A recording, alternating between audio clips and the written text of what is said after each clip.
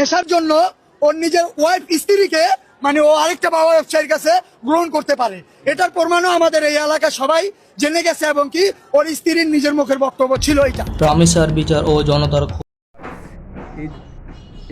আদৌ কি এই দেশে রামেসা হত্যার মামলার বিচার হবে? আমরা তো খুবই দুঃখজনকভাবে বলতে হয়, এত কিছুর পরও ওই আসামি পক্ষ আইনজীবী পেয়ে গেল। আদৌ কি এই মামলার সুষ্ঠু বিচার ব্যবস্থা হবে? যদি বিচার ব্যবস্থা হয় খুবই ভালো। আমার মনে হয় এই দেশে কোনোদিনও বিচার ব্যবস্থা সুন্দর হবে না। সবাই ভিডিওটা পুরো দেখবেন এবং বিষয়টি কীভাবে জানাবেন।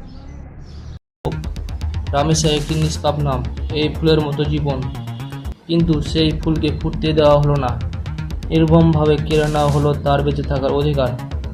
আজ সেই রামেসার জন্য কাঁদছে পুরো এলাকা, রাস্তায় নেমে এসেছে শত শত মানুষ, অপরাধীর ফাঁসির দাবিতে উত্তাল চারপাশ। কী ঘটেছিল সেই নৃশংস দিনে?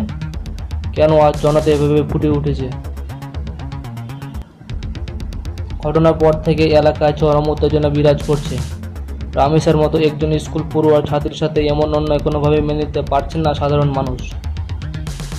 স্থানীয় বাসিন্দারা বলছেন, এই সমাজ আর কতটা নিচে নামবে?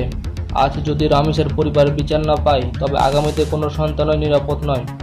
ক্ষুব্ধ জনতার একটাই দাবি, আর কোনো সান্ত্বনা নয়, আর কোনো কালক্ষেপণ নয়, অপরাধীকে সরাসরি ফাঁসির কাস্টে চলাতে হবে।